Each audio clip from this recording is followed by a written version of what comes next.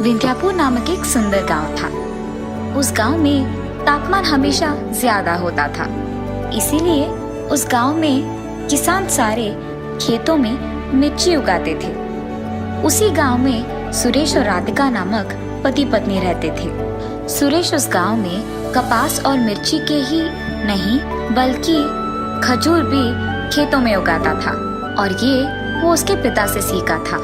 वो बहुत लालची था, हमेशा ज्यादा पैसा कमाने की लालच में रहता था, लेकिन उसकी बीवी हमेशा दूसरों की मदद करने में लगी पड़ी थी। जैसे उसके पिता ने सिखाया था, सुरेश खजूर के पेड़ों में हर 6 महीने में एक बार कीटनाशकों का इस्तेमाल करता था। उनकी अच्छा देखभाल करते हुए आए हुए खजूरों को बेचकर उन पैसों से वो खुश रहता था। ऐसे बहुत साल बीत जाते हैं। ऐसे ही एक साल उसे हमेशा से ज्यादा खजूर उसके खेत से मिलते हैं। वो देख वो बहुत खुश होता है और कुछ दिन बाद वो उन खजूर को उसके गांव में बेचने लगता है। खजूर खजूर, मीठे और ताजे खजूर, आइए बाबू आइए, 1 किलो सिर्फ 200 रुपयों में, आइए बाबू आइए। उसके ऐसे जोर जोर से चिल्लाने के बावजूद और कम दाम में खजूर बेचने के बावजूद कोई भी उसके पास नहीं आता है।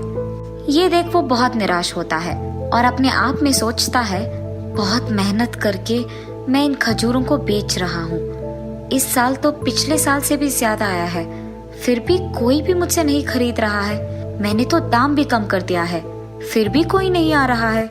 न जाने क्यों इस सोच में पड़ जाता है। अरे हाँ, मैं अपने खजूर को सिर्फ गांव में बेच रहा हूँ, इसीलिए मुझे बहुत कम पैसे मिल रहे हैं। पर अगर मैं इन खजूरों को निर्यात करूंगा तो मुझे और पैसे मिलेंगे। और इतना ही नहीं, इस साल तो खजूर मुझे बहुत मिले हैं, तो मेरा और भी लाभ हो पाएगा। निर्यात करने पर मुझे बहुत सारे पैसे मिलेंगे। लेकिन अगर मैं एक ही बार में सारे खजूरों को निर्यात कर दूंगा तो मेरे पास कुछ नहीं बचेगा और पैसे भी नहीं मिलेंगे। इसीलिए मैं इनमें से आधे अभी निर्यात करूंगा और बाकी बाद में करूंगा।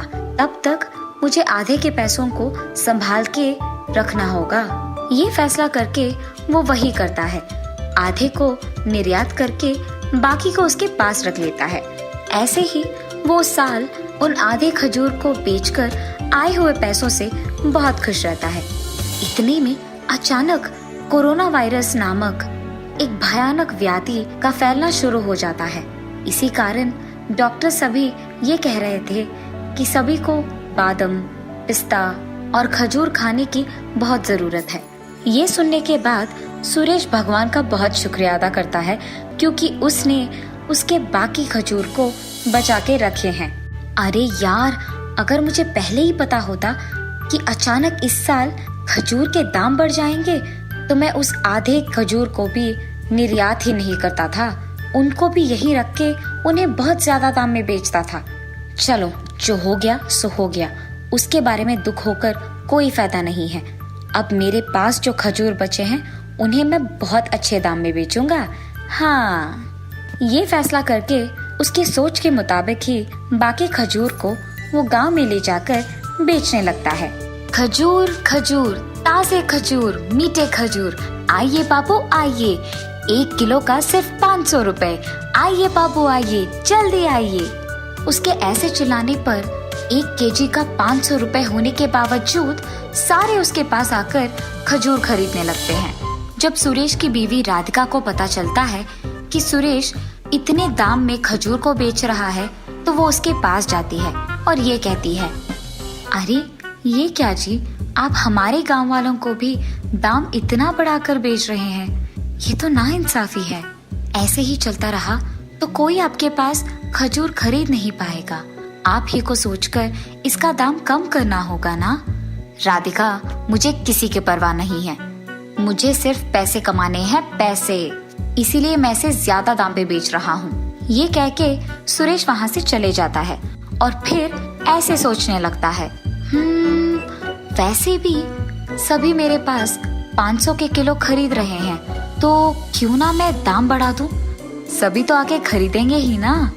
ये फैसला करके वो अगले दिन से खजूर को 1 किलो 1000 रुपए में बेचने लगता है। गांव वाले फिर भी उसके पास खजूर खरीदते हैं। ऐसे कुछ ही दिनों में उसके पास मौजूद सारे खजूर वो बेच देता है। आए हुए पैसों से वो बहुत खुश होता है और अगले साल के खेती करने के लिए भी उसके पेड़ों का बहुत अच्छा देखभाल करता है। ऐसे बहुत दिन बीत जाते हैं, लेकिन अगले साल उसके खेत में खजूर को ना उगते देख वो चौंक जाता है। अरे ये क्या, इस साल तो खजूर आए ही नहीं। क्या मैंने कुछ गलती किया है? शायद मैंने ही अपने पेड़ों का ठीक देखभाल नहीं किया होगा। इस बार मैं ठीक से कीटनाशकों का इस्तेमाल करूंगा और अगले साल मुझे खजूर मिलेंगे। ये फैसला करके वो उसकी सोच के मुताबिक ही उसके पेड़ों का बहुत अच्छा ख्याल रखता है। लेकिन अगले साल भी उसके खेत में खजूर नहीं उगते हैं और ये देख वो बहुत निराश होता है। हाय भगवान, इस साल भी खजूर नहीं आए। मेरे पास तो खजूर के पेड़ खरीदने के भी पैसे नहीं हैं। मेरे सारे पैसे खर्च हो गए हैं। अब मैं क्या करूँगा? उस दिन से वो इतना निराश हो जाता है कि उसे पता ही नहीं चलता है कि वो क्या करे। इसी दुख में वो उसके घर पे ही रहता है और इसी बात के बारे में सोच सोच कर वो बीमार हो जाता है। उसके पति को अस्पताल में जांच करवाने के लिए भी पैसे ना होने के कारण उसकी बीवी राधिका बहुत दुखी होती है।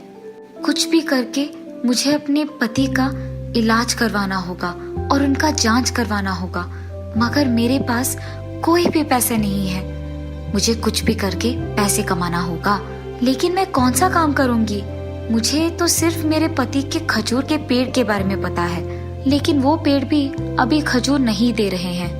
ऐसे ही वो सोचते सोचते उसके खेत में खजूर के पेड़ों के बीच चलती रहती है। कुछ देर बाद पैर दुखने के कारण वो एक पेड़ के नीचे बैठ जाती है। मुझे याद है कि ससुर जी ने किसी से कहा है कि खजूर के पेड़ सिर्फ 50 या 60 साल के लिए खजूर देते हैं। शायद इन पेड़ों के उन साल हो गए होंगे, इसीलिए कुछ भी करने के कारण वो खजूर नहीं दे पा रहे हैं। लेकिन अब नए पेड़ खरीदने के पैसे भी मेरे पास नहीं हैं और दूसरी तरफ मेरे पति का बीमारी बढ़ रही है। मैं क्या करूं? हे भगवान, कोई तो रास्ता दिखा दो। जिस पेड़ के नीचे वो बैठी थी, उसी पेड़ के ऊपर मधुमक्खियों का एक झुंड था। उसमें से एक मधुमक्खी जादुई थी। वो राधिका की बातें सुनकर बहुत दुखी होती है और वो अपने आप में सोचती है, मैं और मेरा झुंड कई सालों से इन्हीं के खेत के खजूर के पेड़ पे खाते हुए बहुत खुश थे और वो सब इसके पति के कारण ही था। अब जब इसका पति बीमार हो गया है, हमें उसकी मदद करनी होगी। ये फैसला करके वो मधुमक्खी राधिका के पास जाकर उसे पुकारती है, राधिका, राधिका। हाँ, कौन बुला रहा है मुझे? राधिका, मैंने तुम्हें बुलाया। राधिका को फिर भी वो मधुमक्खी ना दिखने के कारण वो जादुई मधुमक्खी एक औरत के रूप में बदलकर उसके सामने प्रकट होती है। कौन हो तुम? मेरे सामने ऐसे अचानक कैसे प्रकट हुई? मैं एक जादुई मधुमक्खी हूँ। तुम्हारे पति के कारण मैं और मेरा झुंड कई सालों से तुम्हारे इन मीठे खजूर के पेड़ों पे जी रहे हैं और वो भी आराम से, और इसीलिए हमने फैसला किया कि आज हम आपकी मदद करेंगे। ये कहकर वो मधुमक्खी राधिका को एक पेड़ देती है, खजूर का पेड़।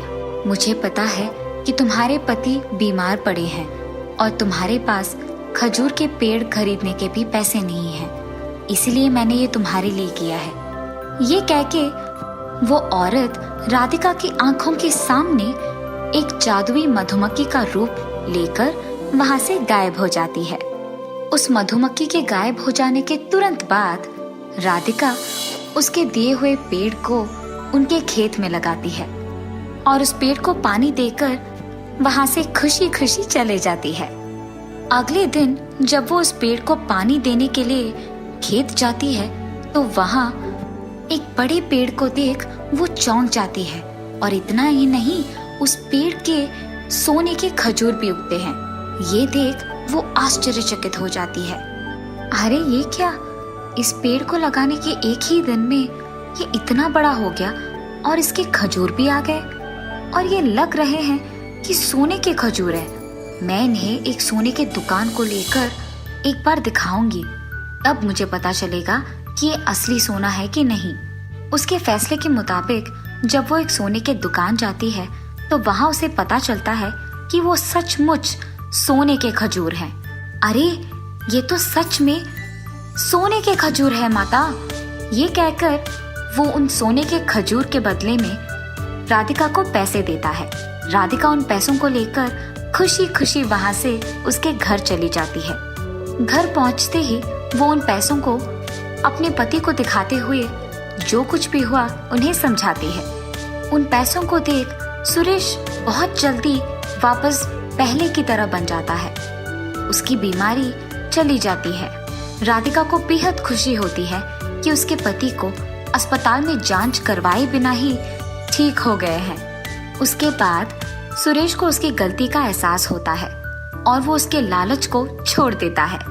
आए हुए पैसों से वो और भी खजूर के पेड़ खरीदकर उन्हें उसके खेत में हमेशा की तरह उगाता है।